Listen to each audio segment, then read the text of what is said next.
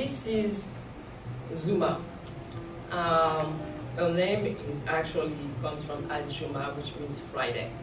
And she was on the last slave ship to the United States. You may have heard more recently of the Clotilda, because it was thought that the last slave ship to the US, the Clotilda, had been found in Mobile. And the Muslim's presence is not new. It is woven into the fabric of this country, as well as the fabric of the rest of the Americas.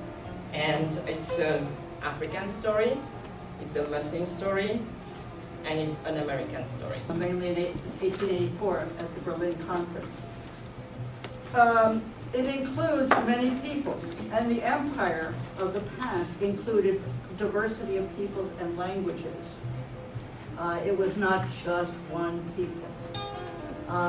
And so it was a multi-ethnic society.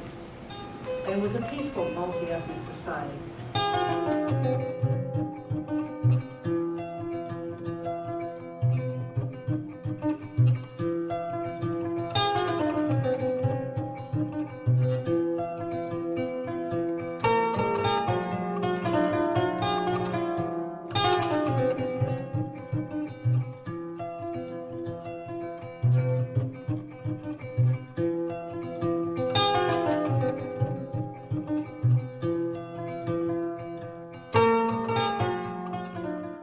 You have to teach the children well to understand the science of it, because when they understand, they can fight for it, and they have a voice and they have a participation. We are all of us are responsible for climate change, all of us. So they started destroying this, the tombs, the libraries, and some of the UNESCO heritage. UNESCO Timbuktu has there are about 16. There were 16 heritage UNESCO has identified for international heritage in Timbuktu. So these people, they started destroying them. And Sheikh Hamu was a traditional scholar. And people, all of the academics, we had 3 or 4 PhDs that had worked in Timbuktu. Several of them were Americans. All of them had worked with him. And they talked about the whole group of people that surround him, that people come there to listen to him, and he also teaches calligraphy. Experiment was considered to be a failure, it didn't work. But think of taking people from, think about Ward 8 in DC and send them to Georgia to do farms. That wouldn't work.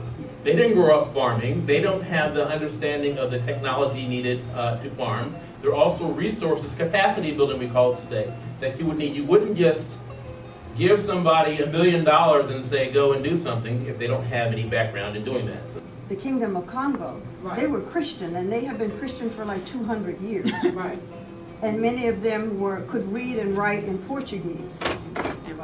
And they were Christian, and they enslaved them and brought them here. Preservation, UNESCO, because many of you are looking for good, solid resources. UNESCO, that's the website, is the intellectual academic research arm of the United Nations. It has it's an acronym, a long name. But that site, and you can just Google in UNESCO, it has some absolutely unbelievable resources on Africa. Which was more or less like a large kingdom.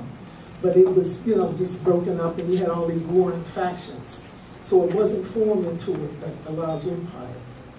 So would that be now Nima may be part of the Mali Empire later on. So the idea around the music and its relationship to that community, being the music has to serve a function that's within the context of those roles being affirmed, right? So there's music for your healers, there's music for your teachers, there's music for your parents and elders, right?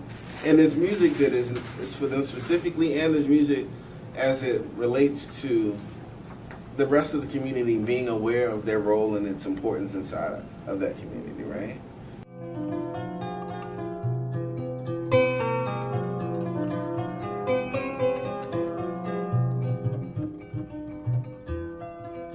And I was moved by the story of Ayuba Suleiman jello, and how he memorized the entire Quran, and how he became a living embodiment of his faith. You're the product of your home environment. So the teachers are the ones. We have to become master teachers. Let the children guide you.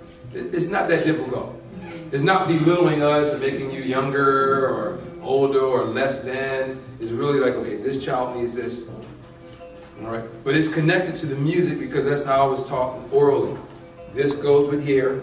We do this because of, and you answer the questions because the why comes into a child. Say, well, why are you asking me to do it this way? You got to be able to respond to it. So when you sing here, these guys are able to play, and females and girls are able to dance because we're teaching them language.